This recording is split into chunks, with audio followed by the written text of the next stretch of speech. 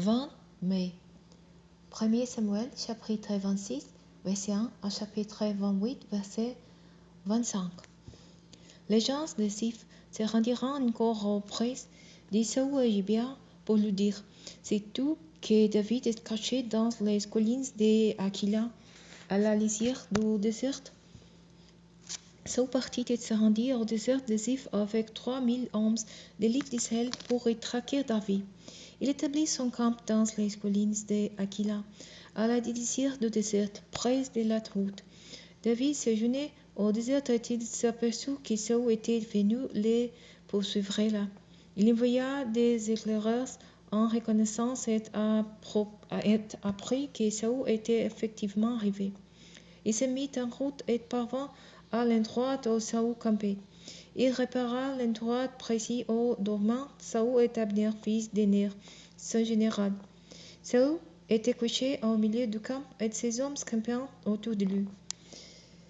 David appela Ahimelech le Hittite et Abisai, fils de Zeruïa, et frère de Joab, et leur demanda: Qui de vous viendrait avec moi jusqu'à Saül dans le camp? Abisai répondit: Je suis prêt à y aller avec toi. David et Abisai se glissèrent donc de nuit au milieu de leur troupe. Ils trouvèrent Saül dormant au centre du camp. Cela se fichait en terre à son chevet. Abner et les soldats dormaient autour de lui. Alors Abisai dit à David: Cette nuit, Dieu livre ton ennemi en ton pouvoir. Permette-moi de l'éclore au sol d'un seul coup de lance. Je n'aurai pas à y revenir à deux fois. Non, le dit David, ne l'est pas, car qui resterait impuni après avoir porté la main sur celui à qui l'Éternel a conféré l'onction? Aussi vrai que l'Éternel est vivant, ajouta-t-il, c'est l'Éternel qui les frappera, soit en les faisant mourir de mort naturelle, soit en les faisant pareil à la guerre. Que l'Éternel me garde de porter la main sur celui qui a reçu l'onction de la part de l'Éternel.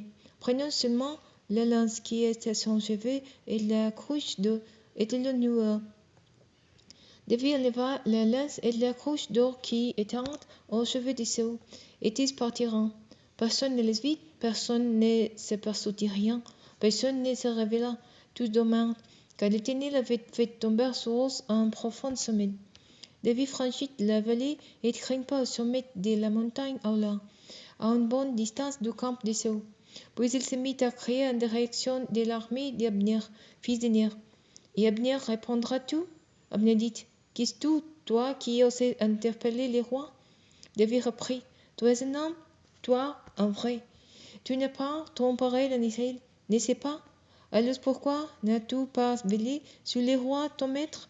Quelqu'un du peuple est venu pour taire les rois, ton maître. Ce n'est pas bien ce que tu as fait là.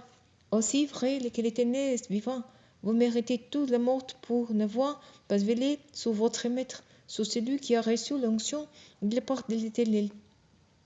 Regardez maintenant au centre la lance du roi et la cruche d'eau qui était à son chevet.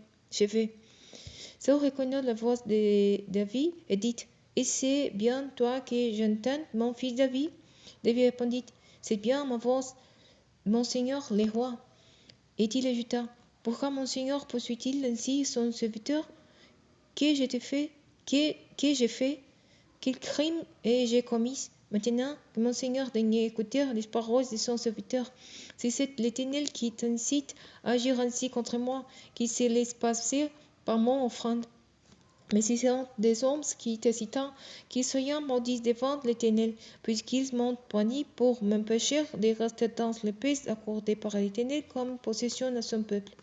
Au fond, c'est comme si disant: J'adorais des dieux étrangers.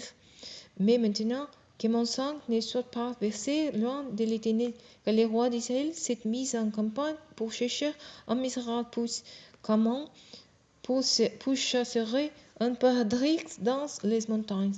Alors Saül s'écria: J'ai commis une faute. Reviens, mon fils David, je ne te ferai plus de mal, puisque cette nuit tu as épargné ma vie. J'ai agi comme un insensé et j'ai commis une grave erreur. David répondit: Voici ta lance, ô roi. envoyez l'un de tes jeunes gens pour venir la prendre. Que chacun de nous soit arrêté selon sa justice et sa fidélité par l'Éternel, car il t'avait livré aujourd'hui en mon pouvoir. Mais je n'ai pas voulu porter la main sur celui qui a reçu l'onction de sa porte. Comme ta vie a été pour moi d'un grand prix aujourd'hui, ainsi ma vie sera d'un grand prix pour l'Éternel, et il me délivrera de toute détresse. Le Seigneur reprit, sois béni, mon fils David. Certainement, tu accompliras beaucoup de choses et tu ressusciteras tout ce que tu entreprendras. Puis David reprit son chemin, tandis que Saül retournait chez lui. David réfléchit et se dit, un jour ou l'autre, Saül finira bien par me tuer. Ce que j'ai de mieux à faire, c'est de m'enfuir pour de bon et de me réfugier au pays des Philistins, pour qu'ils renoncent à me traquer dans tout le territoire d'Israël. Ainsi, il échapperait à son emprise. Là-dessus, David se mit en route avec ses 2 femmes, Ainoan de Gisèle et Abigail, femme de Nabal de Carmel, ainsi qu'avec ses 600 hommes et les familles. Ils se rendirent chez Achis, fils de Maoc, roi de Gath, et s'établirent là. On informa Saül que David s'était envoyé à Gath et il cessa de les poursuivre. David dit à Achis, si tu acceptes me faire une faveur, autorise-moi à m'installer dans un village quelconque de la campagne. Il n'y a pas de raison pour que ton serviteur réside dans la ville royale avec toi. Alors Achis lui attribua ce même jour Ziklag. C'est pourquoi Ziklag a appartenu jusqu'à ce jour au roi de Juda. David demeura 1 an et 4 mois en Philistie. Pendant ce temps, il faisait avec ses hommes des razzias tour à tour. Les Gésuriens, les Giziens et les Amalekites, des peuples qui habitent depuis très longtemps dans le pays qui s'entend en direction des Sours jusqu'à la frontière de l'Égypte. David ravageait cette contrée et ne laissait en vie ni hommes ni femmes. Il ramenait brebis, chevreuils et bœufs, chameaux et vêtements et, à son retour, se rendit chez Achis. Quand Achis lui demandait où avez-vous fait votre razzia cette fois-ci? David répondait, dans le sud de Juda, dans les parties sud des territoires des Yeramélites ou des Kéniens. Il ne laissait pas de survivants pour ne pas avoir à les amener à Gath, afin qu'ils ne rapportent pas les agissements de David. David suivit cette ligne de conduite pendant tout le temps qu'il séjourna en territoire philistin. Achis comptait de plus en plus sur David, car il se disait, il s'est sûrement tiré la reine d'Israël, son peuple, et il restera pour toujours à mon service. À cette époque-là, les Philistins rassemblèrent toutes leurs troupes et une seule armée pour faire la guerre à Israël. Le roi Achis dit à David, tu dois savoir que toi et tes hommes vous partirez en guerre avec moi. David lui répondit, eh bien, tu feras ce que ton serviteur va faire. Bien, répondit Achis, je te nomme mon garde des corps à titre définitif. Entre-temps, Samuel était mort et tout Israël avait pris les deux à cause de lui. On l'avait enterré à Rama dans sa ville. D'autre part, Saül avait fait disparaître du pays tous ceux qui évoquaient les morts et ceux qui pratiquaient la divination. Les Philistins regroupèrent leurs troupes et établirent leur camp à Sunem. Saül mobilisa tout Israël et dressa son camp à Gilboa. Lorsque Saül vit les camps des Philistins, il eut grande peur et son cœur fut saisi d'angoisse. Il voulut consulter l'Éternel, mais l'Éternel ne lui répondit ni par des rêves, ni par l'Urim, ni par les prophètes.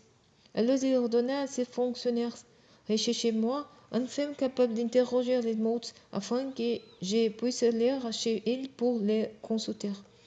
Les serviteurs lui dirent, il reste encore un d'or. Une femme qui interroge les morts. Saül se déguisa en innocent d'autres vêtements, puis il se mit en route avec 2 hommes. Ils arriveront de nuit chez la femme, et Saül lui dit, je désire que tu me prédises le venir en faisant apparaître l'esprit de mort, celui que je te désignerai. La femme lui répondit, tu sais bien que Saül a fait disparaître du pécheur qui évoquant les mots et ceux qui pratiquant la divination. Pourquoi donc m'éteins-tu en piège, et c'est que tu veux de ma mort? Saul prêta sa main par l'Éternel. Aussi vrai que l'Éternel est vivant, dit-il, ne t'arrivera aucun mal pour cette affaire. Alors la femme lui demanda, qui dois-je faire revenir pour toi? Fais-moi revenir Samuel, dit-il. Quand la femme vit Samuel, elle poussa un grand cri, puis s'adressant à Saül, elle dit, pourquoi m'as-tu trompé? Tu es seul. N'aie pas peur, lui dit le roi. Dis-moi plutôt ce que tu as vu. Je vois un être supernatural qui monte des profondeurs de la terre, lui répondit-il. Quel son aspect? Lui demanda Saül. C'est un vieillard qui revient trempé dans son manteau. Elle se comprit que c'était Samuel, et il s'inclina, les faces contre terre, et se prosterna. Pourquoi troubles-tu mon repos? Lui demanda Samuel. Pourquoi m'as-tu fait revenir? Je suis dans une grande détresse, lui dit Saül. Les Philistins m'ont déclaré la guerre et Dieu s'est détourné de moi. Ils ne me répondent plus ni par les prophètes ni par les rêves. Alors j'ai été fait appeler pour que tu m'indiques ce que j'ai dû faire. Et pourquoi donc me constitues-tu? Reprit Samuel, si l'Éternel s'est détourné de toi et s'il t'est devenu hostile? Oui, l'Éternel exécutait ce qu'il t'a déclaré par mon intermédiaire. Il t'a arraché la royauté et l'a donné à l'un de tes proches, à David, parce que tu n'as pas obéi à ses ordres, et que tu n'as pas exécuté les jugements qu'il avait décidés dans sa colère contre les Amalekites. Voilà pourquoi l'Éternel agit ainsi envers toi aujourd'hui. Bien plus, avec toi, l'Éternel livrera aussi Israël au pouvoir des Philistins. Demain, toi et tes fils, vous serez avec moi. Oui, c'est bien toute l'armée d'Israël que le Seigneur livre au pouvoir des Philistins.